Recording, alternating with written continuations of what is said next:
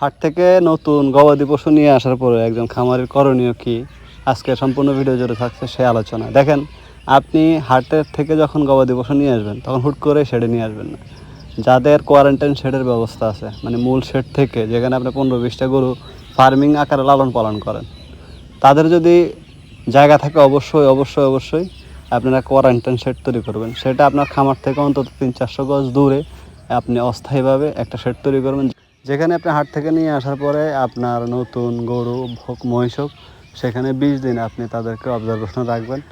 যদি তাদের কোনো ভাইরাস ডিজিজ, একটা কথা মাথায় রাখবেন, গবাদি পশু হাট থেকে নিয়ে আসার পরে তার প্রাইমারি লেভেলের ট্রিটমেন্টটা করার পরে কিন্তু 3 থেকে 4 দিন 5 দিন 7 দিন পরেও ভাইরাস ডিজিজগুলো প্রকাশ পায়।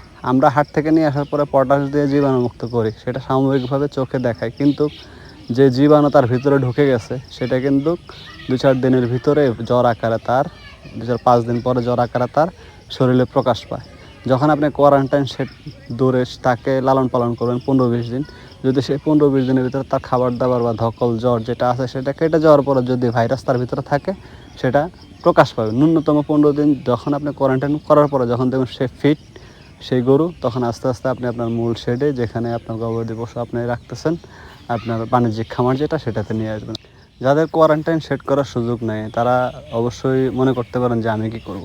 হ্যাঁ, আপনার জন্য সহজ সমাধান হচ্ছে সেটা 50-50। আপনি নতুন গরু নিয়ে আসার পরে তাদেরকে অবজারভেশনে রাখবেন এবং তাদেরকে অবশ্যই অবশ্যই গরম পানি করে, কুসুম গরম পানি করে সেখানে পটাশ দিয়ে জীবাণুমুক্ত করে তারপরে শেডে তুলবেন। আর আপনার আগের শেডে যে গবাদি পশু আছে সেগুলোকে অবশ্যই আপনি সরকারি ভ্যাকসিনের পাশাপাশি, আমি বলবো যে সরকারি ভ্যাকসিন না ব্যবহার করেও আপনি কিন্তু বেসরকারি কিছু ভ্যাকসিন আছে, যেমন এলএসডির জন্য এবং এফএমডির জন্য, সেই ভ্যাকসিনগুলো যখন আপনি ব্যবহার করবেন আপনার গবাদি পশু থাকবে নিরাপদ এবং সুস্থ। তখন আপনি যখন নতুন করে হাট থেকে গরু নিয়ে আসবেন, যদি সে ডিজিজে আক্রান্ত থাকে তখন আপনার ওই গরুতে আর হবে না। আর বিশেষ করে হাটে যাওয়ার পরে যেসব গরু আপনি হাট থেকে ক্রয় করবেন, তখন সেসব গরুর বাহ্যিক লক্ষণ দেখেও বুঝতে পারবেন যে এসব গরুগুলো ভাইরাসে আক্রমণ করতে পারে এদেরকে। বিশেষ করে 95% গরুই করে। হাটে যখন গরু কিনবেন, যেসব গরু ঝিমাবে এবং নাকের আগে ঘামাবে না, কান নাড়াচাড়া কম করবে, শরীর নাড়াচাড়া কম করবে, সেই সব গরু কেনা থেকে বিরত থাকেন। আর যদি একান্তই কিনতে হয় অবশ্যই কোয়ারেন্টাইন করে, আর যদি তাও না পারেন তখন আপনি পটাশ দিয়ে জীবাণুমুক্ত করে তারপরে আপনার খামারে শখের পানিগুলোর সাথে নিয়ে আসবেন। আশা করি আপনার গবাদি পশু ভালো থাকবে, সুস্থ থাকবে। পরবর্তীতে যদি আক্রান্ত হয়ে যায় ভাইরাসে, তখন সেই পদক্ষেপগুলো নিতে পারবেন বা নেবেন। আশা করি সবাই ভালো থাকবেন, সুস্থ থাকবেন।